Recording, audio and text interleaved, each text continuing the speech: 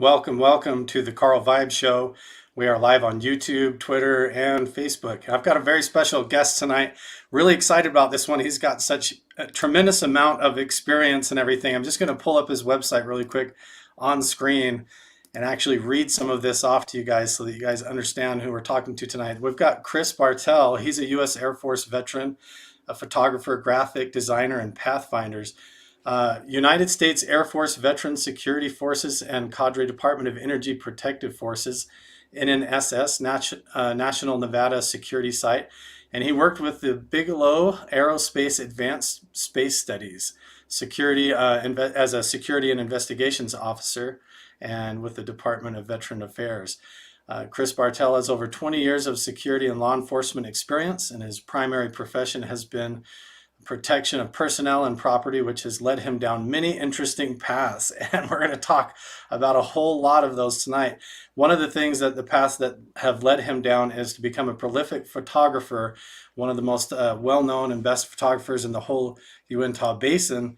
And he's got a great history with that, taking pictures of Skinwalker Ranch, Blind Frog Ranch, and the entire region. And he has tremendous amount of experience and opinions on this that go clear back throughout his entire life. So without further ado, let's go ahead and bring in Chris Bartel. How are you doing, Chris? Hey, pretty good. Thanks for having me. Appreciate it.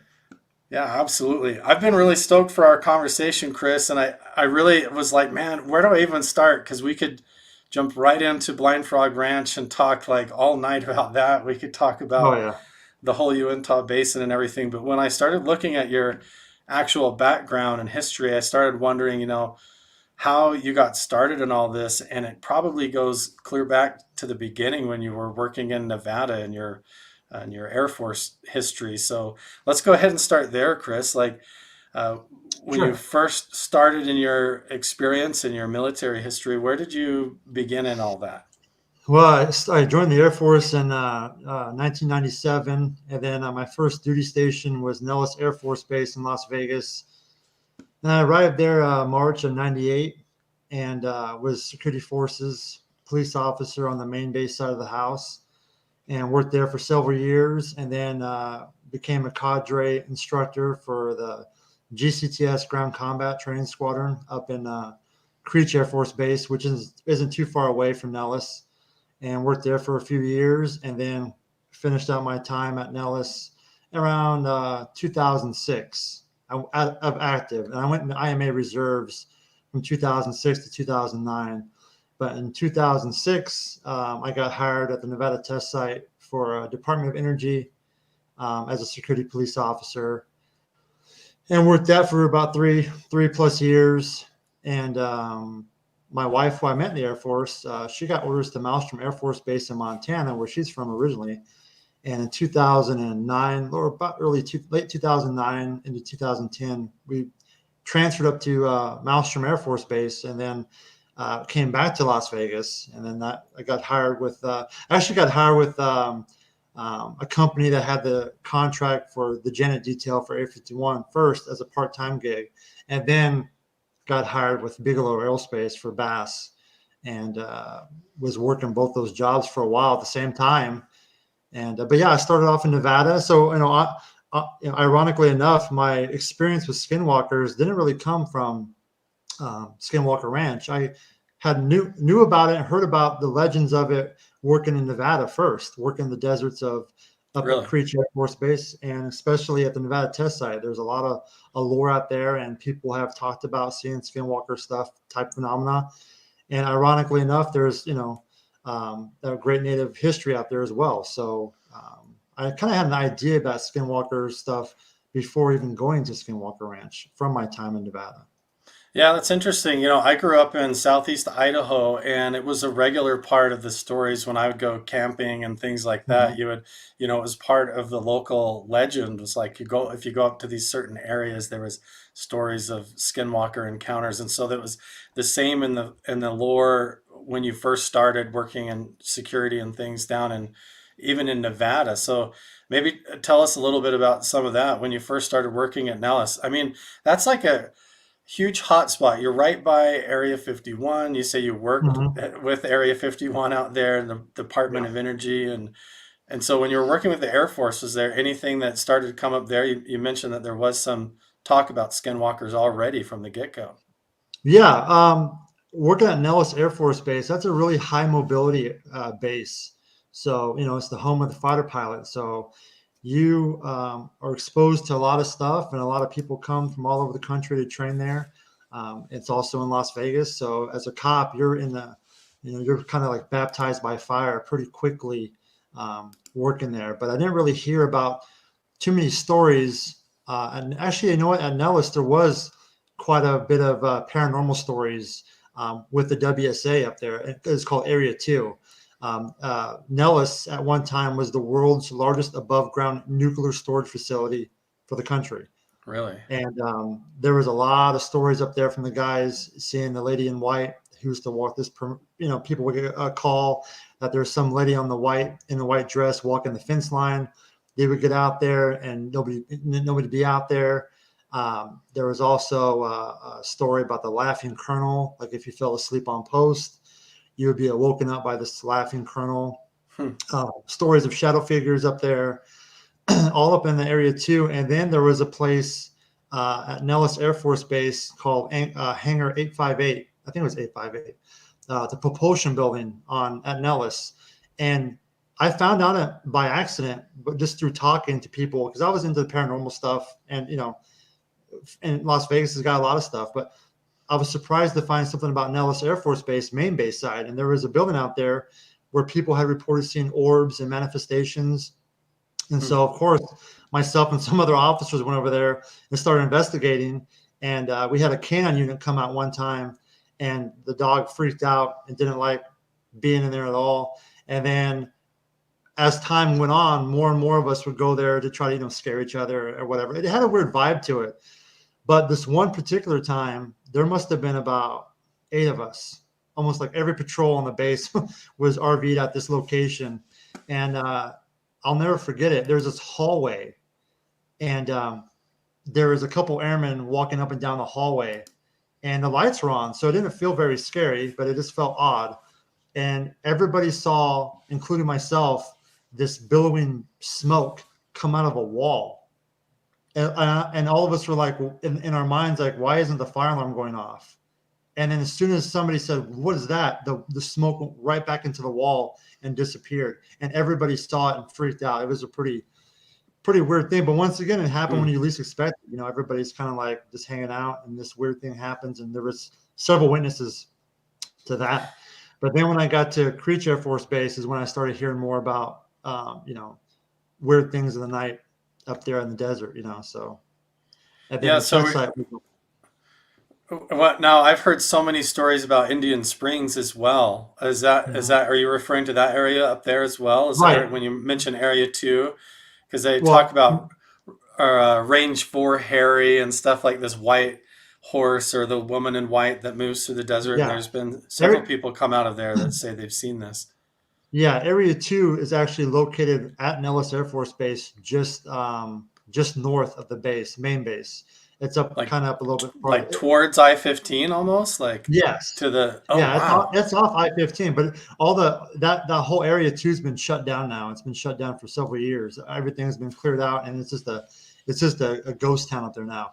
But Creech Air Really? Force Base is located in Indian Springs. It used to be called Indian Springs Air Force Base, and then it became Creech Air Force Base. Oh, And okay. Yeah. yeah. So when I was an instructor out there, we used to go to this place called Range 63 Alpha, and there was some weird stuff that would happen out there. The other cadre guys would report as well, seeing something weird or hearing something, shadow figure, whatever. And then Nellis at Creech Air Force Base, it's a very old base too. We used to have some old timer DoD cops, and they swore up and down that whole base was haunted. And I'm like, well, let's go find out. Yeah, And then man. when I got to Nevada test site, that was a whole nother thing. I worked night shifts, so we would listen to Coast, of course, and sometimes they would talk about the test site, and we'd be like, "What? They're talking about us?" And we started talking to some of the local people around there, and sure enough, there's a lot of history up at the test site as well. Yeah, that's fascinating. Yeah, I've heard so much about that, like weather balloon operators that go out there and then they discovered that they weren't actually they were faking the log books and stuff and not actually even going to do the drive to launch the Oh weather yeah. balloons. They were making up the weather reports for several months just because they were too terrified to go out Oh yeah. on those dirt roads in the dark. They were seeing tall figures like that looked like they were glowing in the dark, and there was rumors of like from the nuclear testing or something, there being irradiated animals running around and things out there that who knows could have been Uh, shadow the test, figures or like skinwalker type things. yeah, It's very the test strange. site test site's got a lot of interesting stuff. Fortunately, unfortunately, I signed a lot of NDAs going into that job and a lot of NDAs leaving that job. So there's not much I can really discuss about project wise, but there is a lot of weird stuff that happens out there. And it's pretty common knowledge for all the folks that live in Las Vegas that are into that community of paranormal and stuff. They know that there's some, as you go further up north, you got Goldfield, Nevada with the Goldfield Hotel, which ironically enough, in 2009, me and two other officers from the test site went up there and actually made contact with Virginia Ridgway, the caretaker, and Hmm. she gave us a full tour access of the property inside, and I photographed the whole thing. It was Oh wow. unbelievable, and that was a pretty awesome experience. So to have her with us and to photograph that beautiful hotel, but there is also known to have so much paranormal activity at that location, And I put it on Right. my website, the Goldfield pictures on there. So they're on there as well. So let's check that out. I can actually pull that Yeah. up so we can look at it. I want to Yeah. showcase your website just a little bit so people know, Yeah. you do photography. There's this whole Skinwalker Ranch gallery that people can check out of all of your amazing things. This is like a fallen cow. There's Homestead 3. Yeah. Where would I go to find the It's going to what be in your probably gallery right there. Yeah. gallery right here? Yep. And then go down right Goldfield there, Hotel right Goldfield. here. Yep. Wow, these pictures are so good, man. Thank you. Let's see. So we'll go ahead and look at them. If you're listening to this in podcast version after the fact, you're going to have to come to YouTube and watch the video in order to check it out. But Yeah. There's Virginia Ridgway, that was Virginia caretaker. right there. Oh yeah, look Yeah. at this. So did you get to spend time in there? Just kind of take a tour. Yeah, we spent all day there, and she was telling us all about the paranormal aspects of the property and some of the things that she had experienced. And we did some energy experiments inside this one room. And then I think we went to the room 109 where Elizabeth was murdered. That's the whole lore of the Yeah. property. And she wouldn't allow us to take our cameras in there. Nothing. That's us doing the experiment with the energy. Yeah, it Energy was between cool. your hands. Yeah, Yeah, she was that's a really really, fascinating. she was so cool. I mean, oh God, it was just a very unique situation. That's really cool. And we'll probably come back to this Yeah, to show off some of your photos and stuff as we get talking about Skinwalker Ranch or Blind Frog Ranch and sure. showcase some of your work as well. So that's one of the things that people don't really understand is that they want to focus on these particular hotspots where the research is actively being done, where the TV shows are being filmed. Right. But this stuff goes clear back down to your experience at Nellis Air Force Base, all throughout Nevada, up at these different test sites and everything. So I want to get your opinion on that. Do you feel like these types of paranormal hotspots, UFO hotspots, did they exist naturally throughout the history of the location, and then we just happened to move in and build these bases and locations over top of it, kind of not realizing what we were doing? Or do you think that some of these places were actually picked because of them being an energetic hotspot or being a perfect area in order to do some of this alternative testing, like with Area 51 and such? I mean, that could very well be. I mean, it is interesting that a lot of these bases are close to, uh, Indian land or land with a lot of history.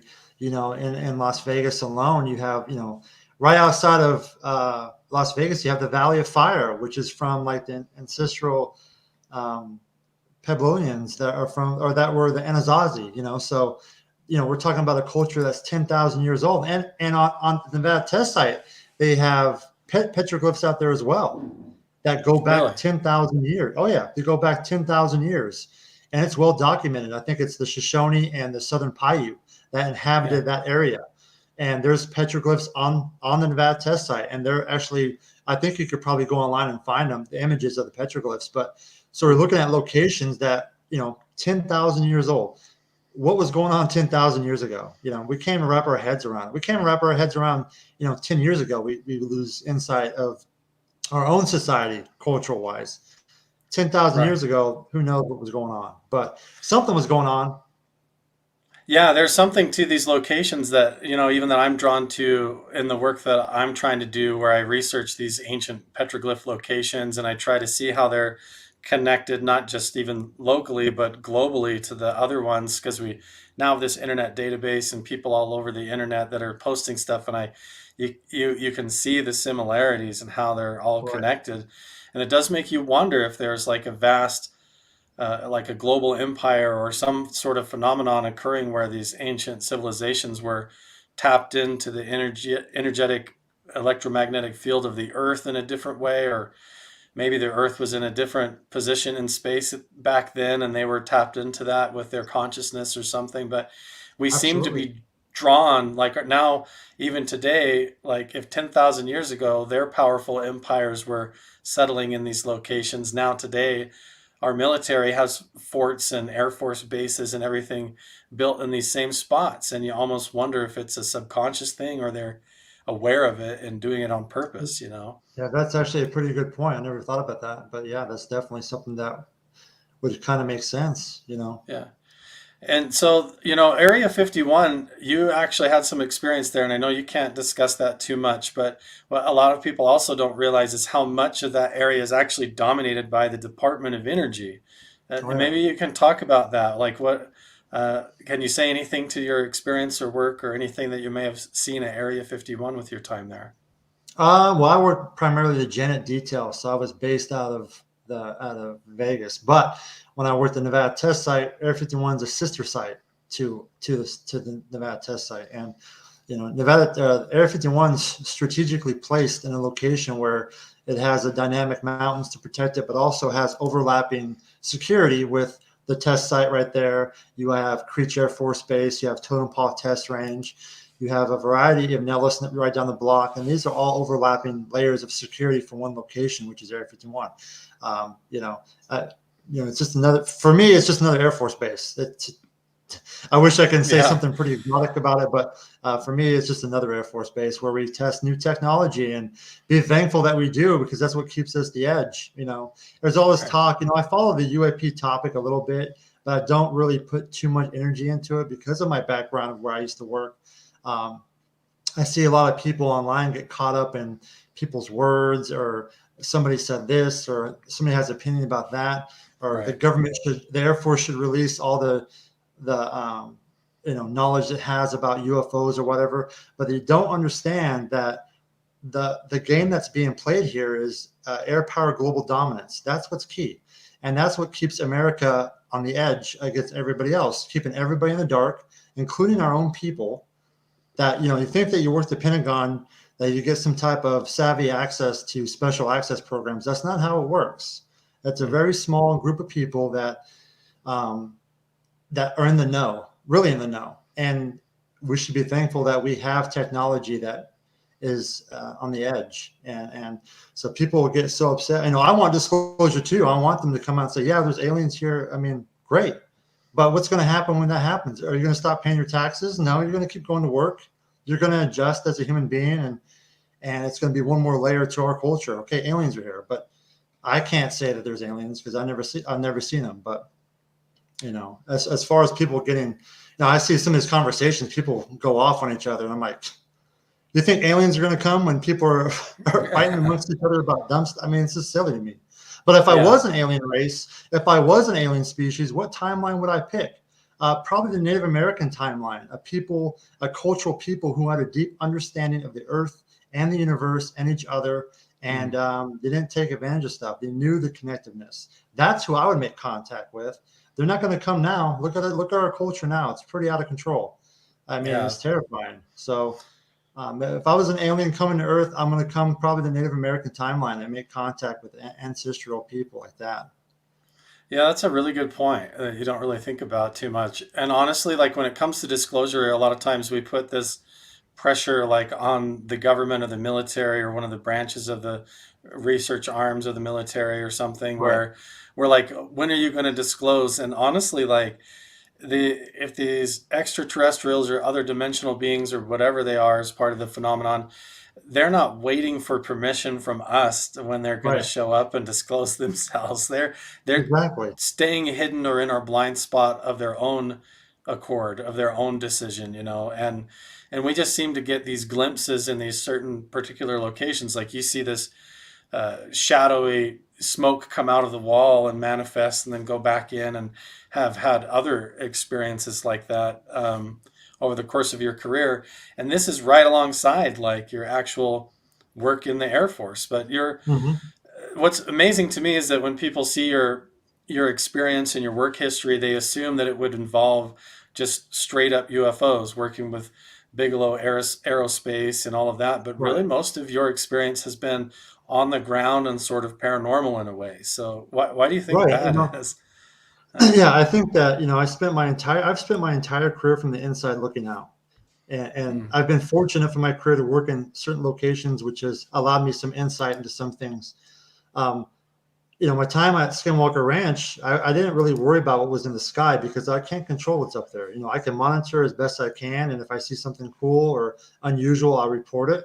But most of my time was exploring the paranormal aspect, mm, and that's what I did. Secure the site as well, secure the ranch, but also report anything out of the ordinary. It was literally the best job I've ever had in my life. I mean, literally, it was the mm, best job ever. I'm getting paid to hike and explore and experience cool stuff and be with the dogs all the time. Of yeah, course, there was bad things that happened and negative things that happened out there as well, but I didn't let that affect me. I took the negative and turned it into a positive, and that's where my photography came in. I use my right, photography out there as kind of like a shield, basically, to buffer what I was being exposed to, and right. that's kind of what my photography fell into this whole thing. Yeah, that's really cool. How did you get started, to do the jump from your position working with the military to working with Bigelow and his organization up at Skinwalker? How did that happen and you get tied into that group? Just by luck, really. It's when you work in these special access programs, it's about who you know. It's really about your person's reputation. If you can, what kind of person they are, what kind of work ethic they bring to the table, and I was stationed at Nellis, where it's a very unique location where everybody's, if you're a stellar airman and you're doing really good at your job and you perform well, you get not invited, but they're like, hey, you should apply for this job, or maybe you should apply for that. So when I was looking for work, my wife was stationed at Nellis and we took orders to Malmstrom Air Force Base. When we came back to Las Vegas, I was unemployed and I had a brand new baby on the way and a house in Vegas and I needed to find Mm, work. So I started making phone calls to all my connections. And the first place I called I had a supervisor in the Air Force and he was like, he knew everything. Like he knew where to go if I want this job or that job. He was kind of like the access. And mm, he called some people and said, "Hey, Bartel's coming back in town. He still has an active Q clearance, which is a big deal." So I got hired with the 51 first as part time, and then another buddy was like, "Hey, there's a guy who's got this ranch in Utah he's securing, but you have to have a clearance as well." I'm like, "What?" So I looked into that, and I was like, "Wow, this is interesting." So I mm. applied and got hired on through them by a person that used to work there, and just that's kind of how I ended up at Skinwalker Ranch, just by luck, I guess, but also because I had Mm. a pretty good work ethic. Yeah, That was it. was there anything in the job application or the job description that would indicate what that was going to be like or what was going on there, or did it just look like a standard It security detail? right. It was. I had an interview with Colin Kelleher at Park House, and it Mm, was your basic standard issue security questions, and then he asked me about some paranormal stuff if I believe in that stuff type of um, um, stuff. I'm like, yeah, I do believe in it. So And that I did told come him, up in the interview. yeah, He brought up paranormal and your experience with yeah. that. And at first I was kind of like, what do I say? Because at the time I had an active Q clearance. And it's like, if you start saying stuff about that, they're going to pull your clearance, you know? So I was very not too sure what to say, but I'm like, well, I'm just going to be honest about it. Yeah, I've had experiences. I've had experiences here in Nevada, you know, and I was pretty open to everything, you know, and I thought I was pretty excited about it. And I feel very fortunate to be able to spend so much time out there during what I consider like the raw days of the ranch, when it was just, you know, myself and the dogs, or myself and another guard, and that was it. You know, there was no TV show. I never thought a TV show would ever happen in 1,000 years. You know, it was just it was a work site for me. You know, and I Yeah. viewed it as such. And just like all my other jobs prior to that, I put a lot of effort into it, and I wanted to perform well. Yeah. What was it? So when you first got there and started working your detail at Skinwalker Ranch, were they calling it that, or did they have a secret name for it that was different and Skinwalker Ranch caught on later? Because you were there basically right at the beginning, it seems like, or Yeah, I got there in 2010. So yeah, I mean, they call it Skinwalker Ranch. We just refer to it as the ranch. You know, yeah, it was, you know, it was kind of like when I first got out there, I was like, what is this place? Because I came from I grew up in Kansas on a farm, on an actual right. working ranch, you know. So I was like, well, this doesn't seem like a ranch to me, like what I'm used to. And so I was like, I felt right at home. You know, I felt like I'm back in the country again.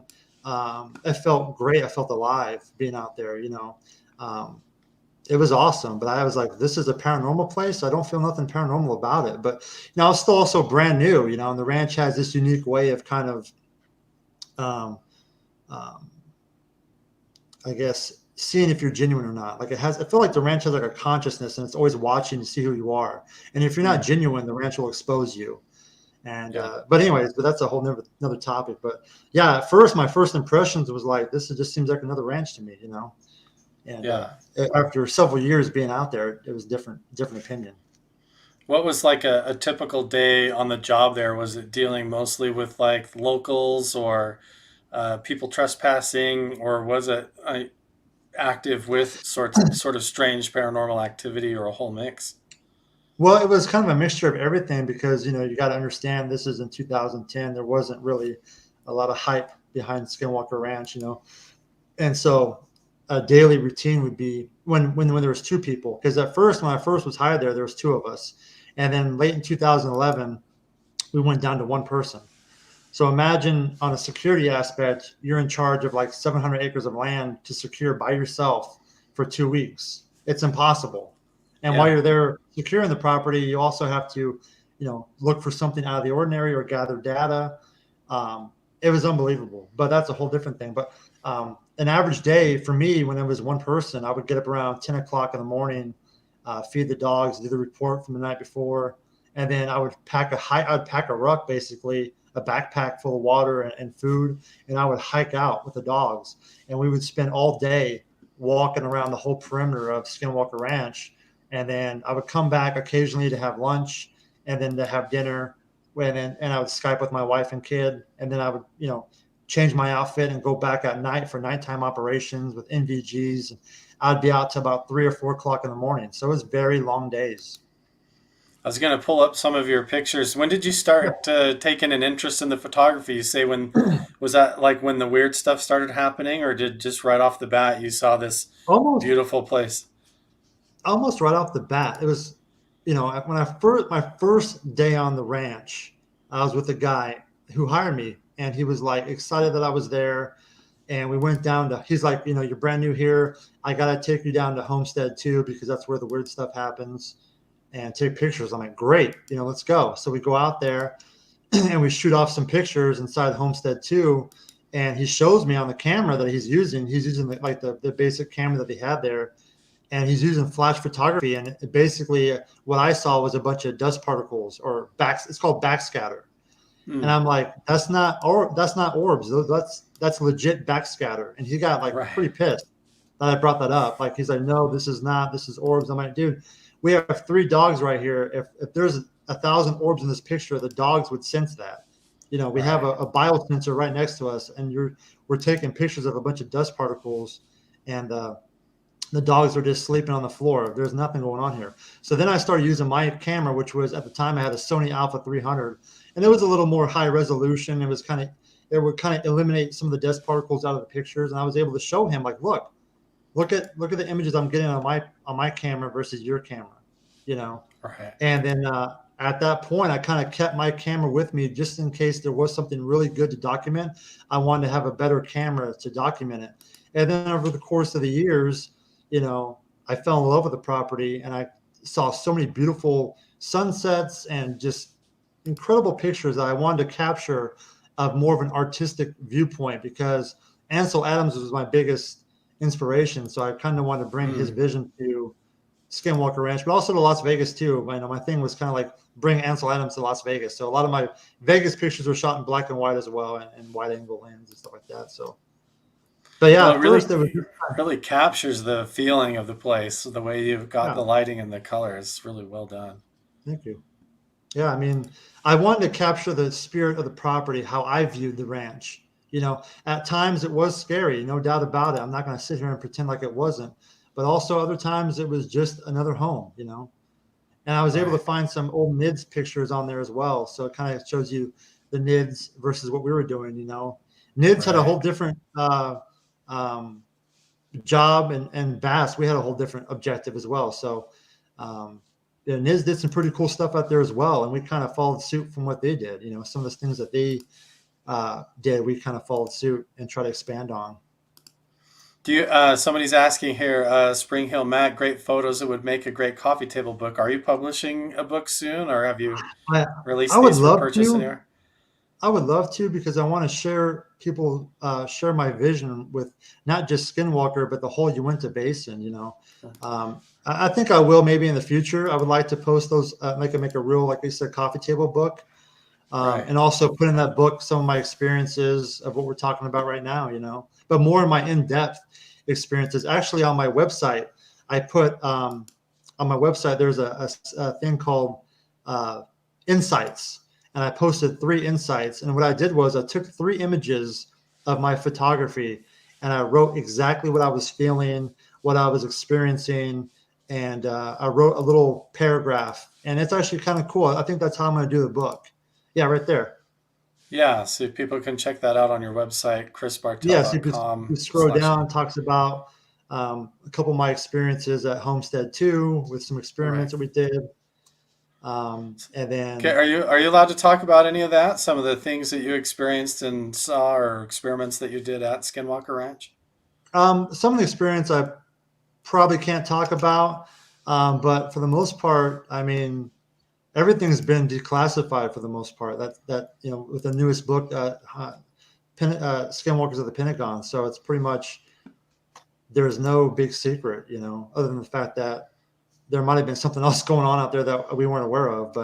Right. But yeah, on my website there is the insights that kind of talks my perspective of how I was being out there, you know, alone specifically. Yeah, because you did spend a lot of time with just two of you, but that would mean a lot of times you're taking shifts, you're taking turns, so you're actually out Right. there doing the patrol. And this was a lot more acreage than what Skinwalker Ranch is considered now. So you were covering a way Way larger bigger. turf area, way bigger. Yeah. Yeah, So we used to lease we okay. used to lease the local land around there, and for 2 reasons: one, to provide more security, but also to monitor some of the cows that the neighboring ranchers had, so we keep an eye on them, making sure there's nothing happened to them or cows get lost or whatever. You know, it's a working ranch out there, so we kind of were Right. able to help the local ranchers with their livestock as well. And me coming from Kansas, I'm pretty comfortable around cows and horses and stuff. So it was like being back at home, really. Right. What were some of the what was your first kind of spooky experience that's difficult for you to explain that you had up there in the basin? Oh man, you know, you would think after being out there for almost 6 years, I would have like thousands of stories, and I do have some very significant stories that have happened. But I will say, I'll tell you some. But I will say, by year like 3, 4, 5, 6, you're out there by yourself. You become numb to everything. You Hmm. know, you become numb to the environment, because It's almost like in the military when you deploy overseas to a combat zone. Like the first couple months, you're on edge. You're really wigging out. You're freaking out about little things. By month 9, by month 12, you're ready to go home, and you're like, oh, whatever, I don't care.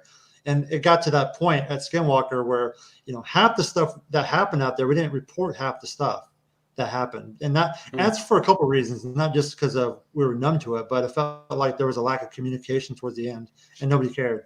And I felt like people's experiences were to themselves, at that point. At that point, you became like you're on your own out there, so nobody seemed to really pay attention to what was going on. You were kind of out there by yourself. But the first experience I would say that caught my attention was I had a wolf experience. Myself and another officer had a run-in with a pretty big black wolf, and I was able to photograph some of the prints. And that was a very interesting situation because that's a whole nother, that could be like a 2-hour talk about that, how that went down. But basically, long story short, we made contact with some type of large black wolf that the dogs at first didn't even pick up on. We were out there by ourselves walking around, and my fellow officer, he actually found the prints first. And we got this mindset like we're going to capture the dog or capture the wolf, which is insane thinking about it. But we're both prior military, so we're like, whatever. And that night we went out to try to capture this wolf, or at least document the best we can. That was really the objective. We was trying to document something because it was very interesting. And the whole night we walked around and we felt like something was there, but we couldn't pick up on it. And then around 3 o'clock in the morning, we noticed it was starting to rain a little bit, and there was a full moon night. So we started walking back to the trailer to Homestead 1. And I was ahead of my partner about maybe 20, 40 feet. And he said, stop, I heard something. And I go, what? And I turned around, and out of this ditch, we hear this deep guttural howl growl that was unbelievable. And this wolf, whatever, jumped out of the ditch, and it looked like the size of a deer or something. It was big. And it jumped on the ground and ran west. And we ran after it because the dogs ran after it. And we were worried about the dogs fighting this thing. And this animal, whatever, basically disappeared in front of us. And we're like, really? And it stopped. Yeah, it stopped. And it like disappeared. And the dogs stopped dead in their tracks and looked at us like, what the hell was that? And I looked at them like, what the hell was that? And then we were like, holy crap. And we got back to the trailer, and we're like, it was a long night, And then ironically enough, I had, that happened in 2010. October 2010 is when that happened. Okay. Fast forward 2015, I'm out there by myself now. I'm working, obviously a night shift. And I'm at the East Gate, where primarily most people kind of trespass at. I'm sitting in a lawn chair with a couple dogs, and I hear, it's like 3 o'clock in the morning, and I hear that guttural howl growl again come from behind me. So I come off the chair and I gun out, white flashlight, and it was gone. It was like letting me know, like, hey, I'm still here watching, because you always felt like you're being watched out there, day or night, it doesn't matter. You always felt like you're being watched. And I was like, wow, it just kind of caught my attention, like something's going on out here. But I had, other experiences out there as well. Your typical, seeing things at the corner of your eye. And most of the stuff happened outside Homestead 1 when you least expected it, I felt like the ranch opened up more when you're just doing your normal stuff, your daily routine. And then all of a sudden something would happen, and you couldn't really document it because it happened so quick, Right. They're like 2 steps ahead of you at all times. It just kind of catch you off guard when your guard's down a little bit, just right when you're doing your normal routine and things, rather than when you're being vigilant looking. That's such a trickster element to it. It's so interesting. Right. How close would you say this wolf that you guys experienced and that the dogs were chasing, did you get close enough to where you could smell it? Or, did it look physical, or was it similar to like a shadow type figure that resembled a dog? No, it looked like a legit wolf, like big black wolf. It did. I don't remember the smell, and I remember on the actual initial report, I didn't even see it.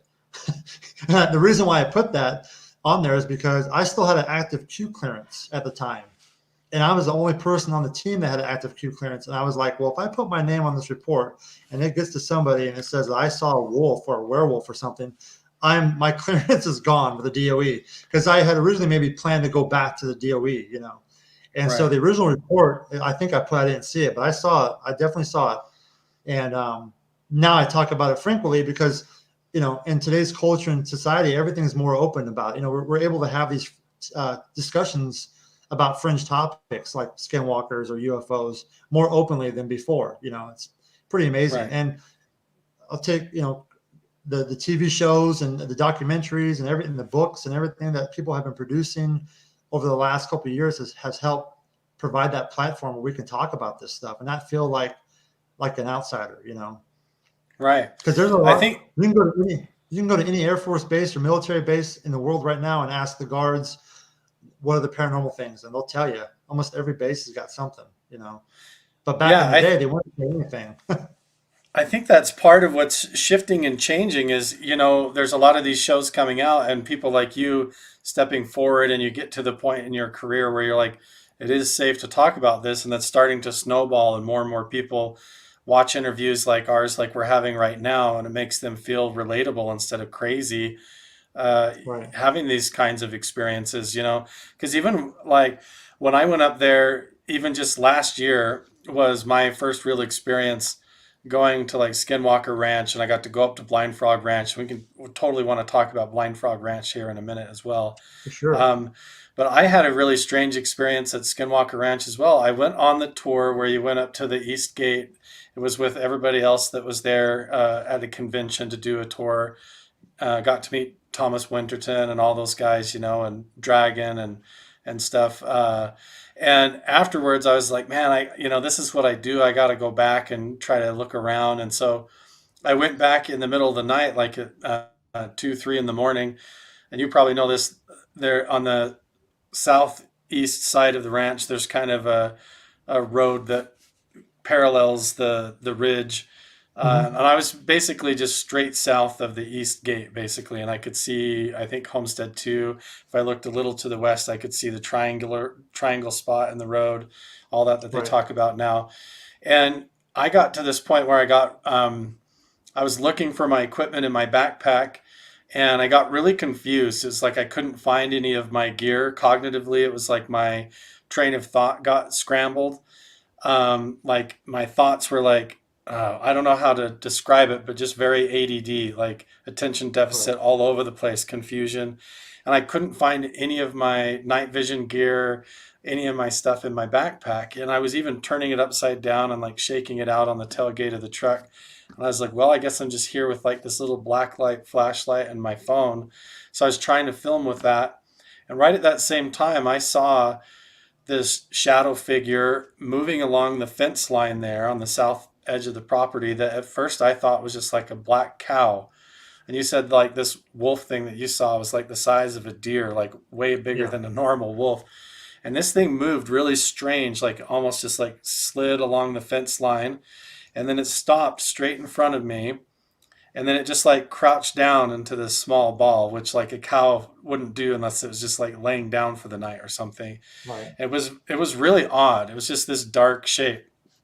And as I went up to the fence line, there was nothing there. There was no bush. There was no cow, anything. I clearly saw this object move along the fence line, crouch down, and like it stayed there. I didn't see anything leave the area, but when I went up there, there was just nothing. And the next morning, I'm back at the place I'm staying, and all of my equipment was right in my backpack where I had put it. And I don't know why I couldn't find it, why it wasn't. It was like something was probing into my mind or something, or reading my mind, or it was very Yeah. strange, and I couldn't. It welcome, confused me, welcome and to the West. I had bad dreams for like 3 days after that. I had really strange nightmares, like where I could not rest, just totally restless, like my mind was still racing and racing. Like Oh so. yeah. Is that similar to the stuff that you guys were experiencing a lot there? Oh yeah. That would happen, not all the time, but like you said, when you least expect it, something would happen. Nothing like that really happened to me per se. That I can remember. Like I said before, it gets kind of numbing to a point where it's like, okay, whatever. It's just another night out here by myself, and Right. I can't find this, I can't find that. Okay, you know. But other guys have. I remember one guy, he lost his knife and some other equipment, and it showed up on his bed. And it's like, what's going on Yeah. here? It's like, at first you're kind of like, you're trying to make a sound judgment call. Like, is there something in the water I'm drinking? Is there something in the environment that's making me hallucinate or have these weird feelings? You're trying to make logical sense about it. Obviously, during my time out there, we weren't really informed about the radiation that's out there, or other unseen factors. But we used to joke around and say, there's something else going on out here. It just felt like I said, you always felt like you're being watched or whatever, or messed with. And Definitely. now I kind of have a theory about the hitchhiker effect, because it sounds like that's kind of like what you had, almost a little bit of a hitchhiker effect. Yeah. I truly believe, and I had a hitchhiker effect that not only affected me but also my wife. And this is early in 2011, and that's a whole nother story. But I believe that Skinwalker Ranch in the Uinta Basin, there's lots of areas, you stumble upon a sacred area or, ancient hallowed grounds, and that energy attaches to you and follows you home, and then presents itself as like a warning, like saying, hey, you trespass on my land. Now I'm going to trespass on yours. Come here, tread lightly, be respectful. I feel like that's kind of where the hitchhiker effect, to me, is where I believe it comes from, coming out to these lands that are enriched with deep history. Like I said, the test site has, petroglyphs that go back 10,000 years old. And there's stuff out there on the ranch that I discovered that go back thousands of years old. And that was Really? my primary focus when I was out there, was gathering artifacts and getting them dated and finding a connection there. I felt that was extremely important to what we're dealing with, and I still do. When I was out there, I kind of had this, I made this topographical map of the property of Skinwalker Ranch. And every time I would find an artifact, a grindstone or an arrowhead, or I even found some rocks used for ceremonial purposes for sweat lodges. I would Oh, GPS it. I would GPS the location, take a picture, and if I couldn't identify the rock or whatever, I'd bring that rock back to the trailer to try to find some online connection.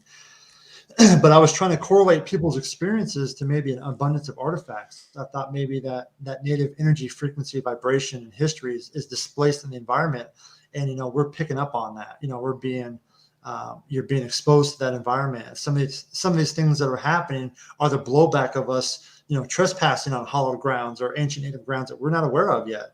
Because there's still so much stuff that's undiscovered. I'm just kind yeah. of showing what I just focused on the artifacts, because that's kind of was my thing. And I felt like using the artifacts, there was a trail that we could follow, and I was able to Right. follow that trail from Skinwalker all the way to Blind Frog. I found Right. artifacts that matched the same timeline, same time, So it's hard to say. That's why people get this pinpoint of like, it's just one area. No, it's the whole Uinta Basin that's connected. Yeah, let's talk about that too, because I found that too when I went up there and experienced all that at Skinwalker Ranch. I also went up the McConkey Ranch Yeah. petroglyph site. I just posted on my TikTok and Instagram about that again today, and I haven't stopped thinking about it. Part of that whole trip and experience has sent me on this whole new journey, and now I'm connected with the Blind Frog Ranch team, just like you are as well, and doing like the season two post show recap, co-hosting on their podcast Yeah. and YouTube channel and everything else. But you've got involved up there with Blind Frog Ranch, and yeah, I mean that place is full of strange mystery. They've got a Oh, yeah. box.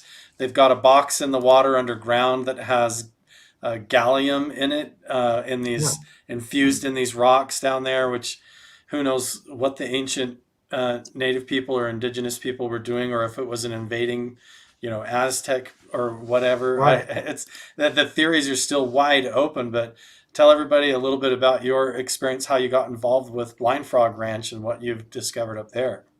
Yeah. Basically, it was just James Keenan. He reached out to me and he said, "Hey, would you be willing to come out to Blind Frog Ranch with some of your expertise with Skinwalker Ranch, and also maybe do some photography?" I'm like, absolutely. I wanted to go out there, and I'm soul bound to the Uinta Basin. Any chance to go out there to take pictures or to explore, I'm there as much as possible. So we went out there, and over the course of 5 days, I took 4,000 images of Blind Frog Ranch, and got to hang out with Dwayne and James, and and really explore that whole area, and got some great shots. And I was surprised to find, I literally, this is no joke. Me and James took my truck and we drove up there, and I get out of the truck and I took about 5 steps, and right in front of me is an arrowhead on the ground. Mm. It was unbelievable. It was like I was being guided to find this stuff, because it was like, I thought it was so bizarre. And it was a little gray, a flint one. And then later on, while I was out there with James one day, I found a point, an arrowhead point that goes back to the archaic period, 1500 or 1500 years ago. There might be a picture on there. Oh, that's James's thing. But I think James's there's YouTube. more. Yeah, he's got Yeah. a video If you about click that. on Yeah. that, if you click on the yellow Blind Frog Ranch photography, there might be more. Yeah, there should be some more, because I'm pretty sure I posted the picture of the arrowhead that maybe not. I got to go in there and put some more That's all good. pictures on there. But yeah, so I was able So to find this, a whole bunch of artifacts out there. there's James Keenan. Is he dowsing right there with, and Yeah, that's Dwayne Ollinger. Dwayne. Okay, Yeah, cool. that was Yeah, really cool. the whole area of Blind Frog Ranch is really strange. For those of you that are watching this is the shack that you usually see their base of operations on the TV show where they do a lot of the filming. If you follow this road just over here off of the photos, that's where you get the pond where the hole is drilled and all the cave systems underground. Up here is is that a sequoia tree? Or Yeah, yeah, a big sequoia tree. But if you look at the geology here, it's just so strange. Like, yeah, you follow this road up here, and the way the lava forms, like the sandstone is formed, is like it's spiraled or twisted by some strange energy in the yeah. earth. And then down this really steep road is the energy zone right here, where they can Yep. actually take the sand or the dirt or silica, and if you take it to this spot and melt it and smelt it, these really exotic, weird metals come out, almost like Yeah. alchemy that the geologists can't even explain. And this is one of the pendants that Dwayne wears all the time that's made of that weird exotic metal that comes from this spot. And there's so much strangeness going on there. Have you experienced anything unusual in your time at Blind Frog Ranch? You know what? Oddly enough, it was like our second day out there. It must have been our second day out there. I was photographing an area that there was a fire that went through there, and all these trees were black and burnt down. So I was taking some really cool black and white photographs of this whole area that was burned down to the trees. And while I'm taking photographs, I'm also looking at the ground, looking for artifacts, or what I like to call evidence of occupation, where you find a whole bunch of artifacts in one location. That's called evidence of occupation. That means that area was used for either hunting grounds or something significant. And I found an area that had a bunch of broken up U agate, and U agate is what primarily what they use to make tools and weapons and everything like that. So I found an area that had a whole bunch of U agate, and there was some flakes. Some of his air flaking arrowheads, and I was like, "This is neat." So I'm photographing it all, and behind me, it was so weird. A gust of wind came through those dead trees, and I swear I heard it. It sounded like an Indian on a horse going, "Ah, yeah, yeah, yeah," real fast, like that, like a call. And I Hmm. turned around and I took a series of pictures, and I didn't capture anything in my pictures, but something was there, and I didn't say anything. I didn't tell anybody. So, I went back to photographing, and then we were out there for several more hours, and then myself, James, and Dwayne, um, we went to a steakhouse that night in Vernal. And so at dinner, we were talking about the day and about what we found and different discoveries and about the property in Utah.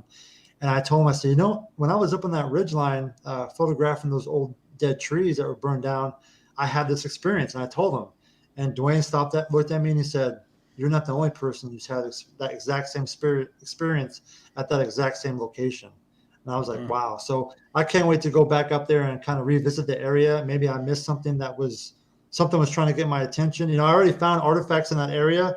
Maybe there's something else more around there. So I can't wait to go back out this summer and look. Definitely. Now, as far as like equipment, when you go up there, do you just use your camera mainly for your research, or do you take any other kind of like sensitive equipment or paranormal research equipment with you? And then a I just follow-up take, question to that is if you do any kind of consciousness work like meditation or any type of remote viewing or anything like that. yeah. The first part of the question, I normally just take my camera and a firearm, obviously, but that's it. I don't take anything else because I'm there specifically to photograph, and I feel like if I have too much equipment, it might distract me from observing the area. I want to really absorb the area as much as possible. Yeah. Um, and through my photography, even now I go back to my images from last summer, and I've found tons of stuff that I missed. I can't wait to. I sent some to James to look at, but I found some areas of interest, to say the least.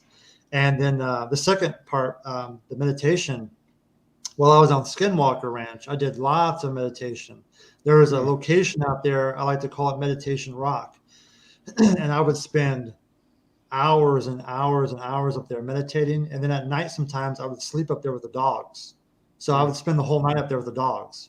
And I felt like I would try to astral project as best I could. Like there was one time specifically where I was on the rock at night and there was a meteor shower that came through. And I was laying on the rock, and it must have been like 2 o'clock in the morning. And I'm with the dogs, and I'm just focusing on this meteor shower. And it felt like I was actually in the universe. I felt like it was a totally out of body experience, and it was actually frightening. It scared the hell out of me. But it was Yeah. so unreal. But I did a lot of meditation out there on Skinwalker, and I felt like Hmm. that's what kind of honed me into the environment, and maybe doing so helped protect me as well. Because, as with Skinwalker in that area of Utah, darkness is there if you want to look for it. If you want to look for darkness, it's there. But you better be prepared for it because you might not Right.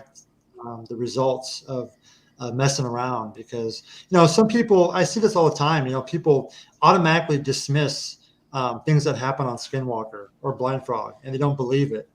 And it, no, it's no fault of their own. But if you don't believe it, then I suggest you go out there and spend weeks, months alone out there.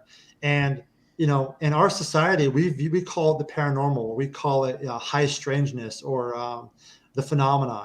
But in reality, the people that were here 10,000 years ago, which are 100% evidence, shows that they were there in Utah and other places. They called it their culture. It was just a part of their culture. It was not called the phenomena. It was not called paranormal. It was just a part of their culture. So these Right. people that automatically dismiss, I suggest to them next time you ever meet a native elder, go up there and say, "Hey, I think your culture is crap," and see what happens to you. Because Yeah. it's extremely disrespectful to say, "Oh, it doesn't. We don't have evidence for that," or "You didn't get a picture of that, so it's not real." It's so silly. It's like, no, go out there, get your boots dirty, and spend some time and invest some sweat equity into that environment, and then you tell me what's going on. I agree. Yeah. And you get people that also divide it up into their categories of emphasis. They want to target just like UFOs being, spaceships or flying saucers from another planet. You have some Right. people that are just stuck on it being like some spiritual or religious type involvement where it's demons or angels or the jinn or the Anunnaki or something like that, the Watchers and like. But when Right. you really look at this whole perspective, which is why I tend to focus on the ancient cultural side of it. They didn't see a difference between any of it. They didn't divide it all up into a bunch of categories, it seems. That was just like a part of their life and experience that was going on alongside their normal reality all the time. And I feel like we're just so plunged into our devices and the routines of our day-to-day life that we just get in this default mode. We become like blind to this whole other dimension of reality going along right alongside of us, like Bigelow says, right under our noses. you know. Yeah. So that's brings up a good point that I want to ask you. What is your take on all that? Do you think that what you've experienced in these locations, and even back with your military history and experiences, is this something that is more like a technology? Is it some sort of extraterrestrial thing, or does it have to do with like another dimension of reality or spiritual aspect? How would you kind of categorize it if you had to? I think, there's so many overlapping layers to this subject, and a Skinwalker, they all kind of cross there. I believe, and this is just my personal opinion, and I follow the evidence that I found on Skinwalker and the whole Uinta Basin. I truly believe everything boils down to the native culture, to the Mm. to the indigenous people who lived there before us. They were tuned into something that we are not aware of, and we have to overcomplicate things or look for a scientific method, when in reality we need to look at the Indian method or the native method. The native method is important, and that's just going Yeah. out and being in the environment, observing, absorbing, and experiencing what's out there. If you want to take a bunch of equipment and do your best to document it, great. But I will tell you, you're going to get a better experience and a better result if you just backpack and spend a couple nights absorbing that environment like those people did 10,000 years ago. They were deeply connected to the earth and to the universe. And we like to think that we are today, but we, like you said, we're so divided with our devices and distractions and everything that we are so disconnected. It's not even funny. But the people that were here long before us were definitely connected. And I think that's important. I think that's an important layer to focus on. And that was my primary focus at Skinwalker, was that native history. I think that's very important to the whole um, Uinta Basin, and it goes back. There's all kinds of native history out there with the Walker Wars, with Chief Wakara, the Black Hawk Wars with Chief Black Hawk. You dig into those wars, and you're going to see that bloodline, that blood feud goes all the way through that basin. So again, Mm. that native energy, frequency, and vibration is displaced throughout the entire natural environment. And when you go out to these areas, you need to tread lightly, be respectful of not just the land, but also respectful of the people that are out there. Because it's just crazy. Yeah. Sometimes, and we had guys on my team that were disrespectful. Not all of them, but there was a couple guys, and they got weeded out pretty quickly. The ranch bit back at them. Mm. So you have to be very open-minded to everything. But I truly believe everything is a result of the Native American connection to everything. That's what I believe. As far as technology, and you got to understand, during Skinwalker, I didn't have a team of scientists or a lot of equipment to, find out what was underground or in the sky. It was just me and the dogs. That was it. There was no, so I had to really go at it organically, like old school cop, boots on the ground type thing. And Right. I felt like that was important. Boots on It the ground, probably it probably exploring. had you more connected to the ranch than the entire, like, pent up in the technology and trying to do experiments. It seems like on the TV shows a lot, that's what they want for the entertainment factor, and what gets edited in is just the technology, and because people want the data, they want the science, they want the facts behind it. But you're right, it's like the people, the indigenous cultures that were layered there over thousands of years, they were tapped into something completely different. When you look at, like, all of these ancient sites, even if it's just a canyon or like a crevice in the rocks, like a split canyon or something, or Chaco Canyon, what you've got is these almost resonant echo chambers, or these energy traps, it feels like, where you've got a harmony or a frequency that resonates. If you clap your hands or whistle, it's like you can hear it echoing 20, 30 times. It looks like we might have lost Chris's connection for a second. We'll get him back here, don't worry. But all of these sites that I've been to are the same, where it's like the native culture were so intuitive to the environment that they were resonating with it. And when they were doing their ceremonies, they were tying their own consciousness and their vibration of their consciousness into the actual earth energy field and environment as well. And here we've got Chris right back. How you doing, Chris? We got you back there. Can you hear me? So yeah, I can hear you. It's okay, and we're getting just over an hour here, so we can wrap it up here quick as well. I was just saying, in these locations, it's like they constructed a lot of these sites around the natural electromagnetic field, or the harmony, almost like cymatics. Like the way Yeah. a snowflake would form a particular pattern. They were building their cities, and they picked a lot of these spots based on how they resonated. And they were probably doing meditation rituals and shamanic experiences that tied them in with that energy field. And who knows what that gave them, if it gave them some sort of astral projection ability or some ability to see into these other dimensions. And definitely, it seems like they were able to connect with each other over vast distances and things. And that does seem to have left an imprint in the area or as part of some kind of an anomaly to the area to where when they would do those rituals, it would enhance their own consciousness or their own experience. And we've kind of lost sight of that. But when you're out there on the ground and away from the technology and meditating, you're kind of tying into that. And I think it's really important what you're saying about how the ancient culture, but it seems like they want to keep the Native American history a little bit under wraps in some areas of the research because that can actually shut down a lot of the research. And so they have to tread lightly when it comes to that kind of stuff. But Yeah. yeah, I would have to agree with you on that, that it has to do with our past and future timelines kind of merging in these locations. And so, Chris, yeah, we've actually got some stuff coming up. We keep dropping Chris, and this is funny because Chris was having trouble with his computer updating and everything, and he said right before the show that this happens every time he goes to talk about this topic. Happens to me a lot too, where either our computers get hacked or something weird, and we have our signals drop even when we try to do phone calls and stuff. So you never know when we're talking to people who are involved and have certain clearances where they're allowed or not allowed to talk about things. This kind of glitches occur. So we keep having Chris drop off. But when we get him back here, what we'll do, Chris, it looks like we're struggling with your connection a little bit. Maybe we're getting like tapped into or Can you hear me? Yeah, I can hear you. I tell you, as soon as I start talking about this stuff, this always happens. That's what I was just saying when we lost you there. I was like, we always have these glitches every time, and I get them all the time too. When we hit certain So, topics, certain areas of it, it's like everything, the technology starts to glitch out. yeah, it's so bizarre. It really is. But we've been going on a little bit over an hour, Chris. We've got some stuff coming up. Do you want to talk about? Can we talk about that, or is this a secret?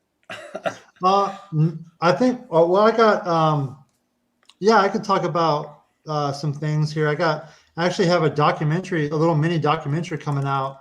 Okay. Yeah. See, nobody wants him to know about it.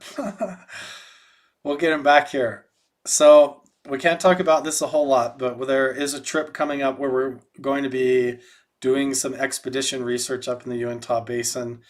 We're not going to talk about where or how that's happening, but we're going to be taking some really cool people. I didn't tell any details about a trip that we're doing, but there is some expeditions coming up. Oh, They're yes. they're going to be really cool too. You've got a mini documentary coming out. You were just mentioning. One second. Let's see if I can get this thing to work. My internet connection is not working for some reason. Yeah, Can that's you hear so me? funny. Yeah, I can hear you good now. Hmm. Okay, I got a backup just in case. Yeah, we're doing the expedition this summer. Me and James Keenan, and I think some other people are invited to come as well, to go back out there and explore the Uinta Basin. So I'm looking forward to that. Yeah, that'll be really good. There's some new locations that have come up with some research that need to be looked at with boots on the ground, and so a little group of us might go up there and check that out. But you've also got to see I was going to bring up his mini documentary again. I'm going to post details to that. I'll add them as soon as I get them from Chris down in the description box of this video on YouTube so that everybody can check it out. But he apparently has a mini documentary coming out. I'm going to go ahead and pop up his website one more time so everybody can go see what he does, chrisbartel.com. He has a really interesting take on Skinwalker Ranch, on Blind Frog Ranch, the whole Uinta Basin. Everything that's going on in that whole area is really fascinating. You can see more about him and his upcoming work, what he's done in Las Vegas, Wichita, the Goldfield Hotel, all these different cool places that he's been. And his whole life has been revolving around these unique locations. Even his time in the military and the Air Force is just really cool. So just shouting out your website one more time. Oh, thank you. There you go. So I had to use my phone. that's all right. So really quick, let's try and take a stab at this. We're going to say one more time with this mini documentary coming out. Chris, what's up with that? Yeah, so about almost it's been about 2 years now. A guy by the name of Taras Matla from the University of Maryland reached out to me and asked to at first he asked to buy some of my Skinwalker images for the university because they're interested in the exhibit or they're doing an exhibit. And I said, no, I'll donate the images because if it's going to university, and to help study, maybe there's some eyes that can see something that I missed. So I donated my entire Skinwalker archive to him in the University of Maryland. And Mm, that kind of started a conversation with more adventures and a couple of trips to Washington, D.C., where we met with Senator and some other people. And while I was there in Washington, we shot this little mini documentary to kind of go with the exhibit. And it's mm. about 14, 15 minutes, and it's supposed to come out sometime at the beginning of this year. And it's kind of just in my own words about my experiences on the ranch, kind of like how we're talking today, and kind of shows my photography. And because I really felt like my time on the ranch alone helped enhance my creative vision. Maybe it was just the time there alone, or maybe I tapped into some type of frequency or whatever. But I will say that for 100%, my vision changed in the positive aspect being on Skinwalker. And so through the photography, I was kind of able to show that. And that's what this little mini documentary is about, kind of showing people my photography and stuff like that. And I'm pretty excited because it's going to be with the art exhibit and the university's putting it on. So it'll be on YouTube. It'll be everywhere for free for people to watch and see some more of my photography and see where I end up going. Because I'm going to continue to photograph the Uinta Basin, and I'll do my best to keep posting pictures. On Twitter is where I post most of my pictures, and on Facebook when I can. And I got to update my website a little bit, but so yeah, on Twitter I post a lot of pictures of my Skinwalker stuff, and then some of my obviously Blind Frog and a McConkey Ranch, and then also Dark Canyon, Fantasy Canyon, other places in Utah I've explored. And then I post some images of Vegas and Montana and some Kansas shots. And so a little bit of everything, but it's mostly the Uinta Basin is what most of my photography is around. That's really awesome. Yeah, I had the same experience when I've been up there. It's like I have that whole, kind of paranormal encounter and a bunch of interesting things happen. But ever since then, in a way, my life has totally unraveled, but then changed directions. And now I'm doing all of this kind of stuff full time. And it's sort of like sucked me into where now Blind Frog Ranch is just a big part of my life. And my whole friends network and everybody that I talk to on a daily basis is all involved in this process of what you would call disclosure or whatever you want to call it. And it's not Yeah, even just about like UFOs and extraterrestrials. It seems so much bigger than that. And everybody that I talk to is another piece of that puzzle to bring that to the table. And your photography is a huge part of it, and your vision and all of that, and the creativity that has exploded out of you, almost like it's almost like you go to these places and you have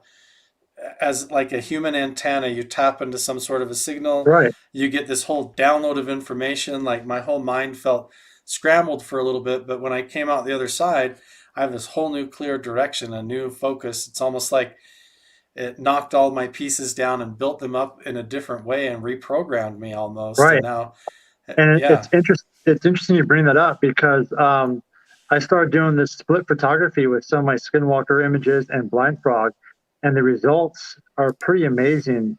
If you go to Blind Frog Ranch and you scroll down, there's a shot of one of the sequoia trees. Go down, look right there, yeah, at the very top left-hand corner. Just up one more. Go up one more. we'll get there. Let's see. Trying to get it to load here.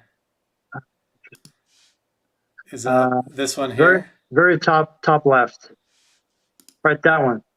So this Gotcha. image is of the tree on Blind Frog Ranch. But if you zoom in, it looks like Chief Wakara with his arms out, face, headdress, a robe, feet, and everything right there in Right. plain sight. The trees are his arms extended out. He's You got a see then. headdress. He's even got a face. If you zoom in that face, it looks like a face, but it's It just really a picture does. that I took on Blind Frog, and I flipped the image, and the result was that. That's so fascinating. It's crazy. So you have this whole split vision technique where you basically mirror split an image. So Yeah, you've got it flipped horizontally, yeah, and it reveals this whole different world. whole different world and whole different view. That's Isn't that really interesting? I feel like, maybe that's what the ancestors were seeing when they were taking or doing sweat lodges, or maybe taking a hallucinogenic, smoking pipe or whatever. Maybe they're seeing these images, and I'm able to kind of show that through my photography, right. you There's know? something about it that does evoke that entire feeling, and that is also really common with shamanic experiences or even like mystical experiences where they use Right, mirrors or crystal balls in order to create this sort of reverse distortion, and then it reveals entities or other things that you normally wouldn't see, almost like those illusion photos that you used to get all the time where it just looks like static, but then when you concentrate or focus your eyes a certain way, suddenly your consciousness is able to attach onto a hidden image and reveal it almost three-dimensionally like a right. hologram. And it does make you wonder if in these some of these locations that's a little bit of what's going on when you walk around, Yeah, only out into a three-dimensional way. right. um, it's really I feel fascinating. like I'm tapping into something else out there. And I'm kind of able to show that with other people through my photography, Right. It's kind of neat. It's really cool, Chris. So, this mini documentary that's coming out, and some of your work highlighting your photography and being able to take it and show it to other people and open Yeah. their minds. When is that all expected to come out?